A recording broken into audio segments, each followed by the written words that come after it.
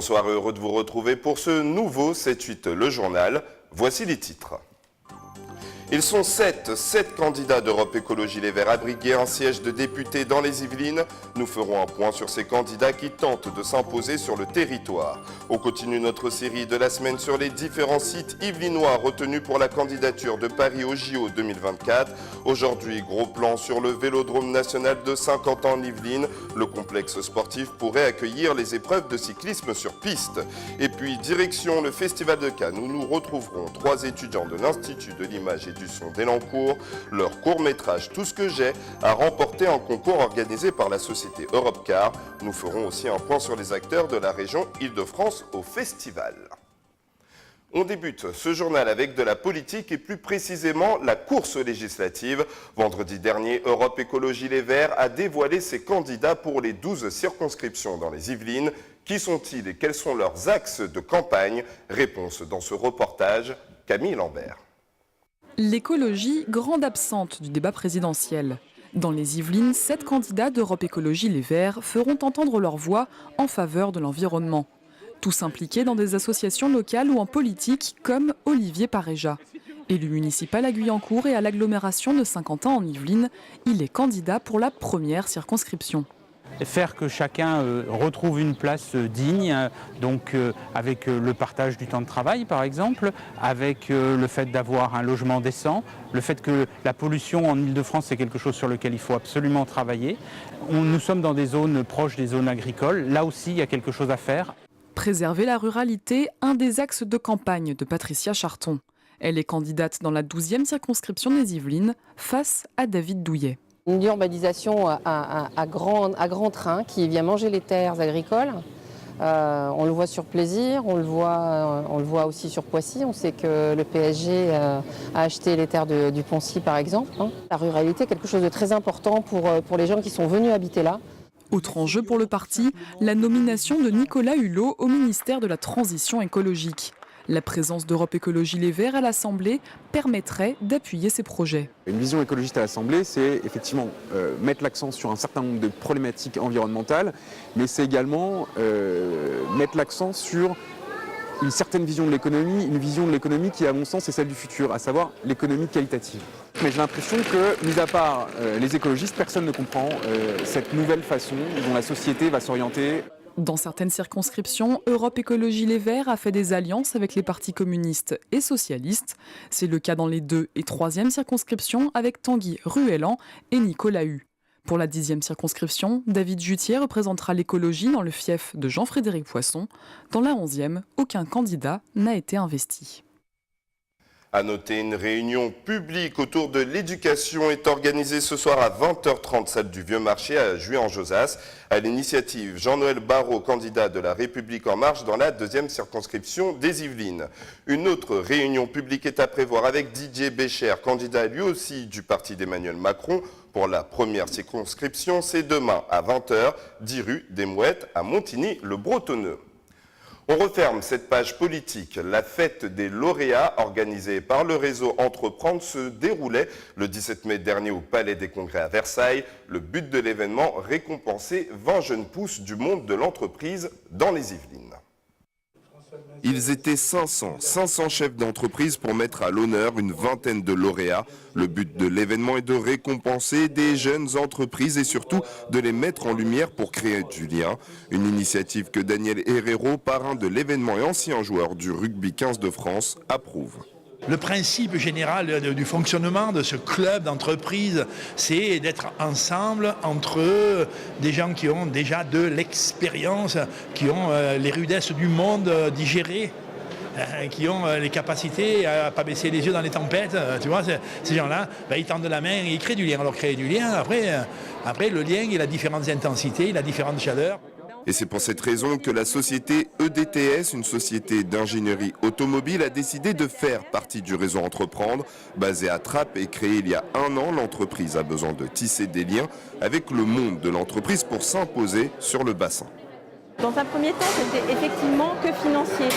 Mais dans un second temps, Réseau Entreprendre, ça vous sort de l'isolation d'un chef d'entreprise, ça vous permet d'avoir une famille, une appartenance à un groupe, et puis surtout, ça nous permet de collaborer sur d'autres projets ensemble. Donc il y a plein d'aspects positifs à être à Réseau Entreprendre. D'ailleurs, la société EDTS a fini parmi les 20 lauréats de l'événement. Son business plan a séduit le jury. La chef d'entreprise est donc repartie avec 30 000 €, une somme qui lui permettra de recruter des salariés. Et notre série de la semaine est dédiée aux différents sites yvelinois retenus pour la candidature de Paris au JO 2024. Après la colline d'Elancourt hier, gros plan aujourd'hui sur le Vélodrome national de Saint-Quentin en Yvelines. Le complexe sportif pourrait accueillir les épreuves de cyclisme sur piste. Les détails avec Mickaël Elmidoro.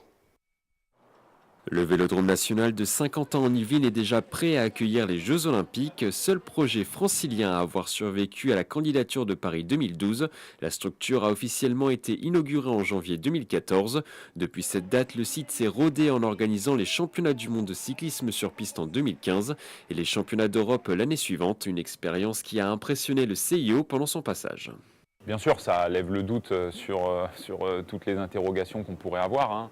Là, l'équipement, il est là, il a été testé, il a accueilli déjà la plus grande échéance internationale avec les championnats du monde. Donc je pense que tout ça, c'est forcément des garanties pour le CIO. Pour accueillir les supporters pendant les JO, 5000 places ont été construites dans la structure. On a une proximité avec la piste, voilà, puisque au-delà de la balustrade, le public est juste là. Il peut être à 1 mètre finalement des coureurs qui passent, avec des vitesses élevées, des coureurs qui atteignent 70, quasiment 80 km/h sur les épreuves de sprint. Donc voilà, toute cette ambiance et ce show très spectaculaire sur la piste fait que le public généralement soutient et supporte grandement ses athlètes. Le spectacle se passe également sous la piste. Les 250 mètres pour 8 de large sont entretenus régulièrement pour mettre les athlètes dans les meilleures conditions. C'est référencé, donc on voit à quel niveau on est. Puisque par exemple en cas de chute, on peut être amené à remplacer des tasseaux de bois sur lesquels les coureurs roulent par le dessous. Donc voilà, on peut essayer de se repérer. Là on voit que bien sûr on est dans une courbe, donc dans un des 2 virages de la piste. Une charpente en bois qui est déjà marquée par les performances des pistards tricolores sur la piste du Vélodrome national. Là on a Grégory Boger, multiple champion du monde qui était aux derniers Jeux Olympiques. Quentin Lafargue, médaillé de bronze ici au championnat du monde sur piste. Là, on a Michael d'Almeida, qui est multiple médaillé olympique. La nouvelle génération rêve sans doute d'imiter leurs aînés en inscrivant leur nom sur les poutres du Vélodrome après une médaille d'or aux Jeux Olympiques. La dédicace sera peut-être programmée pour 2024.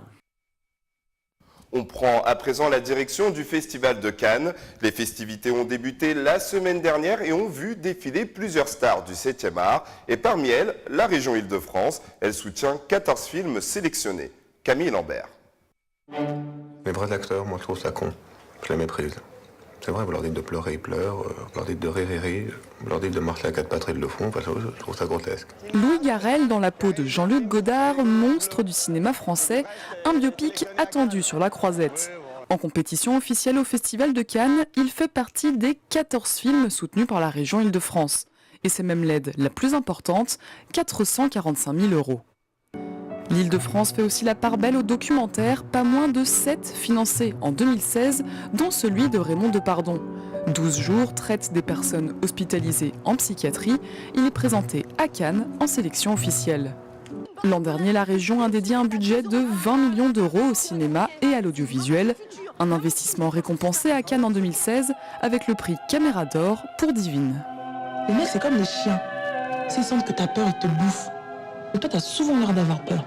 Non, j'ai pas peur. Oh, putain. Tu vois que t'as peur. T'es flippante aussi, hein. Mais avant la compétition, le cinéma, c'est avant tout un échange avec les spectateurs. Cet été, pour la première fois, la région organise des projections gratuites en plein air sur 4 îles de loisirs. Dans les Yvelines, rendez-vous les 28 et 29 juillet à l'île loisirs du Val-de-Seine. Je vous dirai du bout des lèvres, je vous aime du bout du cœur. Il y a la région Île-de-France, mais pas seulement. 3 étudiants de l'Institut de l'image et du son d'Elancourt ont eu la chance de se rendre sur la Croisette. Leur court-métrage « Tout ce que j'ai » a remporté un concours organisé par la société Europcar, dont le siège est d'ailleurs à Voisins-le-Bretonneux. Regardez.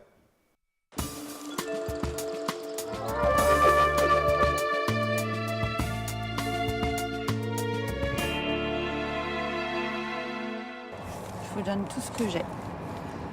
L'histoire de notre court-métrage, en fait, il s'agit de Maëlle, 35 ans. C'est une femme qui va acheter une voiture à un particulier, donc une vieille de chevaux. Elle va devoir se rendre à Saint-Raphaël le soir. Donc on le découvre pourquoi dans le court-métrage à la fin. Et il va lui arriver tout un tas de péripéties, donc des rencontres, pas mal de problèmes, des problèmes à résoudre très rapidement. Écoutez, c'est ridicule, mettez vos sacs dans mon coffre et puis je vous ramène chez vous. Vous savez, ma petite dame, je suis pas très à l'aise en voiture. Vous savez, je conduis pas comme une sauvage. Allez-y, montez, ça me fait plaisir. Ah non, non, non, non, vous vomissez pas, vous attendez que je m'arrête, vous vomissez pas dans la voiture, non! L'image qu'on avait du Festival de Cannes, c'est que c'est quelque chose d'unique, c'est un rêve pour tous les cinéastes qui débutent, que ce soit en étudiant ou en professionnel. Très très belle. Elle va tomber, regardez ses talons. Ils sont immenses. Jamais on n'aurait imaginé y aller un jour et là on a pu réaliser notre rêve quelque part. Et monter les marches, tu vois. Ah bah là, on a la pression. C'est ça qui est assez incroyable. On a 20 ans, enfin 18, 19, 20 et voilà, enfin on est déjà ici à monter les marches. Et ce qui est fou quand même, c'est que y a tellement de gens qui voudraient y être et puis nous on a cette chance de pouvoir y toucher du doigt et se dire que ok, c'est accessible et en réalisant des films peut-être qu'on pourrait réussir à venir ici quoi. Voilà. Puis c'est clair que ça fait, sur le CV, c'est quand même vachement plus cool de dire qu'on a fait la montée des marches et puis même c'est une expérience ça fait rêver quoi et puis on en gardera des étoiles dans les yeux tous les jours jusqu'à la prochaine fois. Voilà. Elancourt aussi à son festival. La 7e édition Courant d'art a eu lieu la semaine dernière, organisée tous les 2 ans par l'école d'art plastique et l'école de danse de la ville. L'événement rassemble plusieurs disciplines artistiques à la ferme du Mousseau. Écoutez Marie Lavaux, co-organisatrice de l'événement, au micro de Nicolas Dandré. C'est de créer un festival vraiment transdisciplinaire, c'est-à-dire de rencontres entre les disciplines, mais pas seulement de faire se produire des disciplines les unes à côté des autres, mais véritablement de faire travailler un danseur en art plastique, de faire travailler un poète en peinture, de faire travailler un comédien en danse. Et l'objectif, c'est d'ouvrir le plus possible les imaginaires des élèves des écoles de danse et d'art plastique. Puisque, deuxième spécificité du festival, la pratique commune, vraiment commune, entre artistes amateurs et artistes professionnels. C'est la fin de ce journal. Merci de nous avoir suivis et surtout, bonne soirée à tous.